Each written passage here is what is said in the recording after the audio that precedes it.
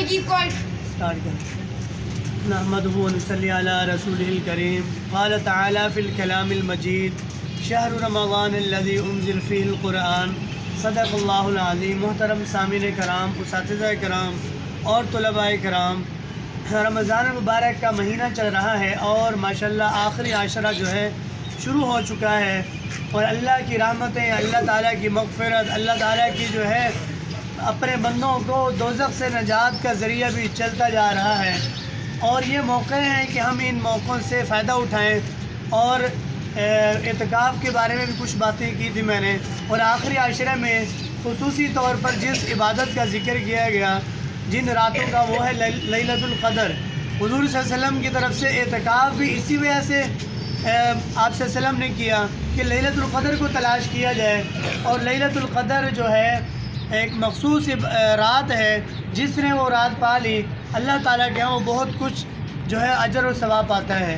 اور اس کے اوپر حدیث مبارکہ آپ صلی اللہ علیہ وسلم نے فرمایا، جس نے ایمان اور احتساب کی حالت میں لیلۃ القدر کی رات کو پا لیا، عبادت کر لی، اس کے پچھلے تمام گناہ معاف کر دیے جاتے ہیں. اور اسی طرح حضرت انس رضی اللہ عنہ کی روایت ہے، وہ فرماتے ہیں کہ آپ صلی اللہ علیہ وسلم نے رمضان المبارک کا مہینہ جب آیا تو فرمایا تم پر ایک ایسا مہینہ آیا ہوا ہے جس میں ایک ایسی رات ہے جو 1000 مہینوں سے افضل ہے، جو 1000 مہینوں سے افضل ہے. اور جس نے اس رات میں عبادت نہ کی، محروم رہا، وہ بھلائیوں سے محروم رہا. اور جو بندہ بھلائی سے محروم رہ گیا وہ محروم ہی رہ سکتا ہے بھلائی سے محروم. یعنی اس شب قدر کی بھلائی سے محروم رہنا وہی محروم ہو سکتا ہے جو حقیقت میں محروم ہونے والا ہے اللہ کی رحمت سے اور اللہ سے دور ہے.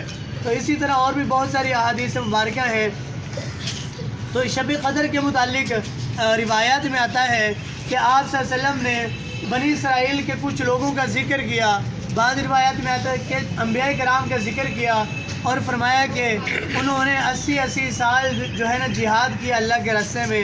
اور ایک روایت میں ہے کہ ایک عالم کا ذکر کیا کہ انہوں نے 80 سال اللہ کی عبادت کی اور جہاد میں گزار دیا. تو پھر صحابہ کرام عرض کرنے لگے کہ اے اللہ کے نبی صلی اللہ علیہ وسلم، ادھر میری طرف توجہ کریں، بہت اہم بات ہو رہی. آپ صلی اللہ علیہ وسلم نے ارشاد فرمایا کہ بنی اسرائیل کا ایک عالم تھا کہ اس نے 80 سال عبادت کی اور اللہ کی عبادت میں لگا رہا، جہاد کرتا رہا.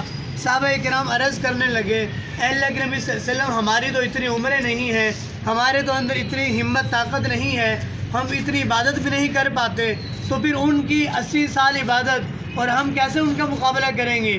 ان کی عمریں جو ہے 1000 سال، 1500 سال، 2000 سال، ان کی اتنی عمریں تھیں، اور ہماری تو 60-70 سال عمر ہوتی ہے. تو پھر ہم اس عمر کے اندر، ان سالوں کے اندر عبادت کیسے کر پائیں گے اور ان کا مقابلہ کیسے کر پائیں گے؟ آپ صلی اللہ علیہ وسلم یہ بات سن کر خاموش ہوئے، اور جبرائیل امین اللہ تعالیٰ کی طرف سے وحی لے کر نازل ہوئے اور ارشاد ہوا انا انزلناہ فی لیلۃ القدر وما ادراک ما لیلۃ القدر لیلۃ القدر خیر من الف شہر. فرمایا کہ اللہ پاک نے یہ فیصلہ کر لیا کہ جس بندے نے لیلۃ القدر میں عبادت کر لی، اللہ پاک اس کو 1000 مہینوں کی عبادت کا ثواب دیں گے. 1000 مہینوں کی عبادت کا، اس نے 80 سال عبادت کر لی، اس کو اتنا ثواب ملے گا لیلۃ القدر میں. تو لیلۃ القدر کون سی رات ہے؟ فرمایا رمضان کے آخری عشرے میں تاک راتوں میں اس کو تلاش کیا جائے. اور ہمارے ہاں یہ رواج ہے کہ شاید لیلۃ القدر 27 میں آتی ہے.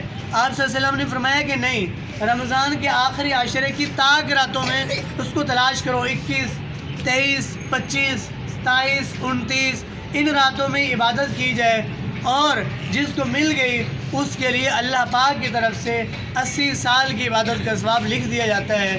تو یہ بہت بڑا موقع ہوتا ہے، اور اس میں ہم عبادت کریں. اور پھر اگر ہمیں کسی رات جاگنا بھی ہے، لیلۃ القدر کے لیے ہم بیٹھتے بھی ہیں، تو پھر ہم اپنے وقت کو ضائع نہ کریں.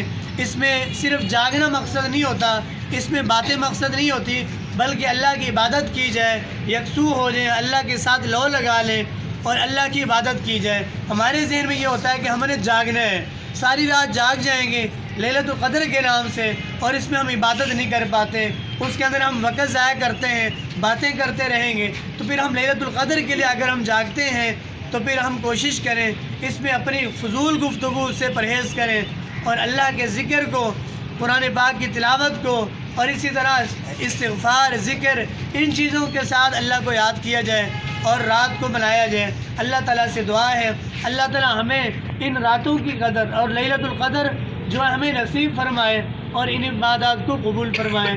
وآخر دعوانا ان الحمد للہ رب العالمین۔